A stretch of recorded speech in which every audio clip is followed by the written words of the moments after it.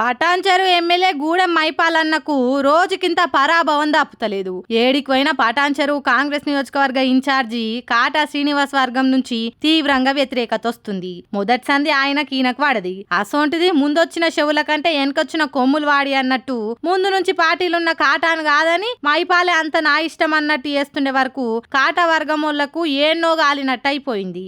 అదిగాక MLA camp office లా CM photo పెట్టుకోకుండా కేసీఆర్ ఫోటోనే ఉంచుకుంటావా అని కాంగ్రెస్ కార్యకర్తలు ఎదురు తిరిగిండ్రు. క్యాంప్ ఆఫీస్ మీద దాడి చేసిండ్రు. రేవంత్ ఫోటోని పెట్టిండ్రు. అటెన్క మళ్ళా రోడ్డు ఎక్కిండ్రు. సేవ్ కాంగ్రెస్ సేవ్ పటాన్చెరు అని నినాదం తోటి రోడ్డు ఎక్కి నిరసన చేసిండ్రు. పార్టీ మారొచ్చిన గూడెం మైపాల్ తన అనుచర వర్గం తోటి అసలు కాంగ్రెస్ నాయకుల మీదనే దాడులు చేస్తుండ్రు. కాంగ్రెస్ నాయకులనే తిట్టిస్తుండు. ఇసొంటోడు పార్టీలు ఏమొద్దు, ఒక పార్టీకి ద్రోహం చేసినోడు కాంగ్రెస్ కు ద్రోహం చేయడని నమ్మకమేంది అని మండిపడుతుండ్రు. ఎంబడే పీసీసోలు పార్టీలకెళ్లి సస్పెండ్ చేయాలని డిమాండ్ చేస్తుండ్రు. మరి గూడెం అన్న పార్టీ మారి సంపాదించింది ఏముంది?